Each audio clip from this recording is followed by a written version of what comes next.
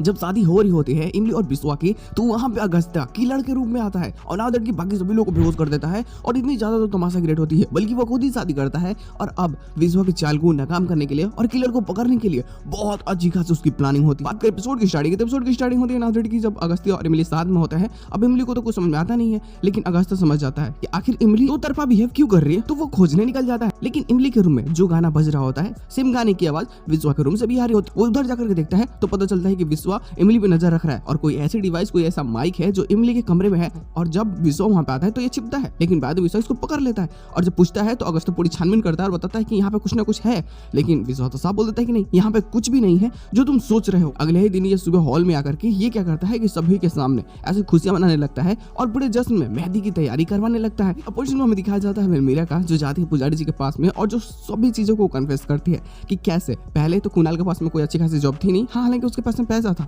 तो तेज प्रताप के पास में जॉब थी, मतलब कि वो उसकी खुद की स्वीट शॉप थी जो फिलहाल चौधरी स्वीट्स के नाम से है। तो वो जब उसको चला रहा था ना, वो एक अच्छा आदमी था। तो जो भी बार में डांस करते थे औरतें, वो उसको जॉब देता था अपनी कंपनी में, ठीक है।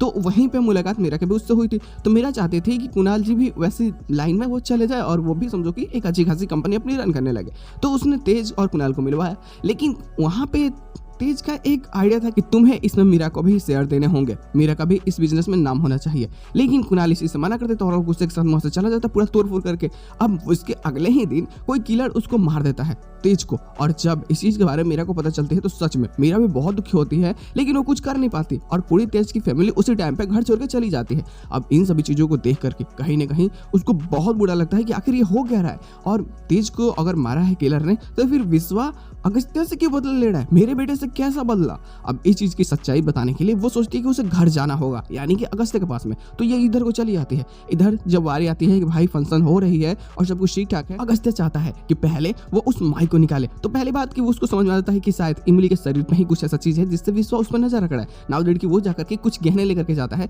और जो इमली के ओरिजिनल गहने होते हैं उन सबको बदल देता है किसी और अपने द्वारा लाए गए गहने से। और नाउ दैट की बारी जब रिंग की आती है तो इमली उसको रोक देती है। हालांकि इसके साथ एपिसोड गेन नहीं की जाती है, बट एपिसोड का पोस्ट ऐसा चीज होता है जिसमें इमली साफ ये कन्फेस करती है कि अब बस बंद करते हैं लो ड्रामा, ये शादी का नाटक, अब वही होगा जो सच है और सही होगा। नाउ दैट की अब उसे प्यार को पाना होगा, अगस्त्य को पाना होगा। लेकिन वही स्टार्टिंग प्रोमो में वहां पे तो और लफेरा क्रिएट हो जाता है। शादी में जब इनकी बवाल होती है और पूरी तरीके से सब कोई बेहोश हो जाता है धुएं के कारण, क्योंकि उसमें कुछ केमिकल मिले हुए होते हैं और वो अगस्त्य मिला होता है और ये खुद किलर का फेस लेकर के आता है पूरी सारी चीजें।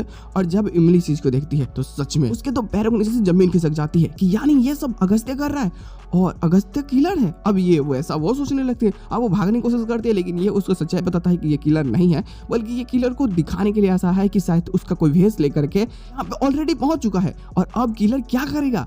और किलर को पकड़ने की ये उसकी प्लानिंग सच में काम करती है और नाउ दैट की वो किलर को पकड़ते भी हैं। ये तो आने वाले एपिसोड के प्रोमो से जस्टिफाई हो पाएंगे कि आखिर क्या बवाल होती है।